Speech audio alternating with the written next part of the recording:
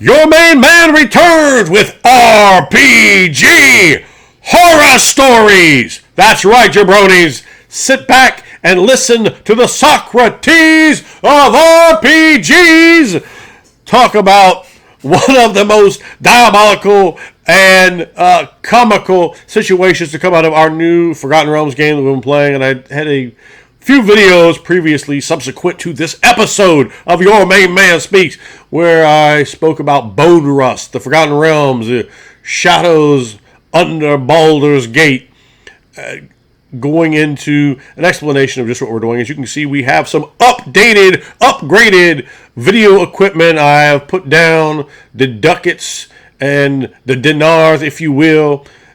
Acquired a real nice quality setup here. I got a Logitech camera.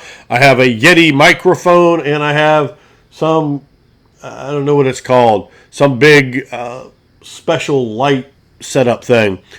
I don't know if I have any of these in the maximum or best settings or situation, so if I blow your eardrums out, that should be nothing new to you. So we're going to try and start learning how to use this equipment. This is the first video that we have done with the equipment. My son has put up his own channel, which we may be giving you some information on that in the future, where he's doing creepypastas and some other stuff as well. So I wanted to get him some equipment, and the benefit of such equipment shall be yours as well. I want to talk about a situation we had in our game, which was very comical. So we have basically a brand new player, at best a neophyte to the RPG world.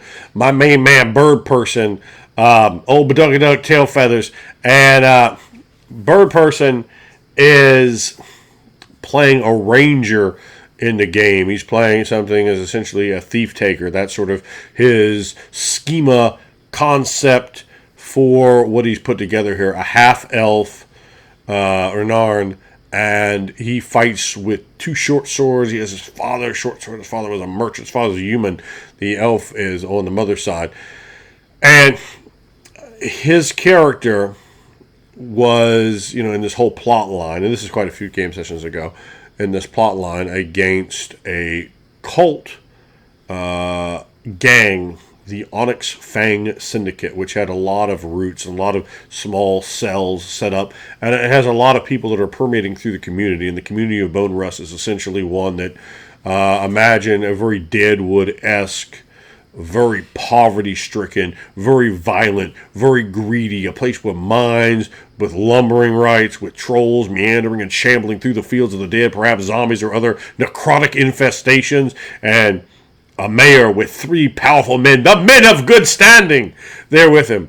But the men of good standing are essentially almost like a mafia syndicate of themselves, a real old-school style of king with his cronies that come in, and they have sharp things, and it will put them in you if you disagree, and it's sort of acquiring all this land rights and slowly building it up, and we're seeing this expansion and so forth. But my man Bird Person got in this bad situation, you understand, with the individuals of this cult, and many of the members of the cult are actually followers of Cyric. Some of them are, some of them aren't, and he ends up getting a lead onto this follower of Cyric. He goes to the mill. It's a mill, and it sits right on the top of a hill, like on a waterfall, and it's going right across the winding river. And it's used that water power, to get their mill really going. And there's a bunch of normal people that work at the mill. Now remember, these are rough, tumble people. These people will whoop that ass absolutely and at all times without any kind of hesitation. They're tough, grimy, gritty, flint sort of dudes. They're not, some little punks. So the miller is a Cyricist, and he's a member of the Onyx Fang Syndicate. The people working there for him weren't, but, the boss says this or does that, whatever. So they have, Renard comes around, and they get to drop on him because he's been watching them for too long, and the Cyricist has figured out that he's watching him, so he's waiting for him. So he basically walks right into a trap, and he gets beat down and tied up and put in there. Now, the Cyricists also want my son's character, who is a hobbit and a follower of Merkel, who is, of course, detestable in the eyes of Cyric, and they had begun to start to piece these things together, that this guy needs to pay the price too. So they, after they get Renarin, they send a letter to him, to his home. He lives in a little hobbit village inside of Bone Rust. So there's a small number of hobbits there. And they basically operate sort of a farming commune inside of Bone Rust. You know, they have to pay their taxes to Mayor Sean Tilton. However, beyond that, they operate a typical little agrarian commune community. And he's a member of that community despite his strange beliefs. And of course, he tried to pass himself off earlier as a follower of Tyr for quite a few game sessions. And some of the other players were like, you know, as that started going along. Well, the Cyricists had figured a lot of the information out about him, and they wanted to get him over there so that they could take care of him. So what I'd sort of designed in my head was going to be this cool scene where their two characters, like, basically, you know, get messed up. My son gets to kind of come in and get the ranger loose, and then the two of them are going to go to it, and they're going to be able to take on this follower of Cyric, because the people with him were all very weak. You know, they were just normal townsfolk. They're like 1 hit point townsfolk. Well, what happens, my son's character is able to get in to the mill while it's operating, as he was instructed. The time he was instructed, he was told not to bring anyone with him. And the mill is in a fairly secluded area. You know, you can, well, I shouldn't say secluded area. It's in an area where you can easily get the drop on anybody coming around. You can't really sneak up on them. Particularly most of the other player characters.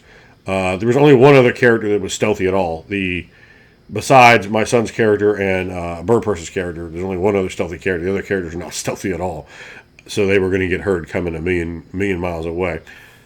So my son goes in, gets Austin's character loose, and as Austin gets loose, I'm like, okay, now it's going to come in, and the people come in to attack, and all of a sudden, instead of helping Ryan, this tiny little 3-foot tall hobbit wizard that's come to help him, he turns and runs right out of the mill, completely just, you know, this supposedly heroic thief-taking, bounty-hunting ranger runs away from normal villagers, just runs away from them. And I'm thinking like, uh-oh. So then, the dice roll commences, and they put this foul little hobbit on the ground. They put the boots to him, strong style. I mean, they're putting boots to him, just in the kidneys, on the spinal column. He nearly got beaten to death. Yeah. He got beaten to an extreme level of unconsciousness, nearly to death, before the other player characters who were stationed away were finally able to get in there, as his character took the beating of a lifetime, as Renard comes running out. He's almost naked at this time. Renard's Austin's character comes running across the field. The dwarf cleric, just disgusted at the sheer cowardliness of Bird Person, runs through, just gives him one for goodness sake. But then he heals him up, and just huge, powerful, potent running thrust, bull rushing dwarven shot to the stomach. And it was really a really funny encounter to see, instead of looking at someone and just working under the framework of what would a D&D player do in this situation, and a brand new player thinking, oh, hell no, I just got beat down, tied up, put in a chair, and out the door I go. So that is the experience of the man who ran, my God, so far away in Bone Rust.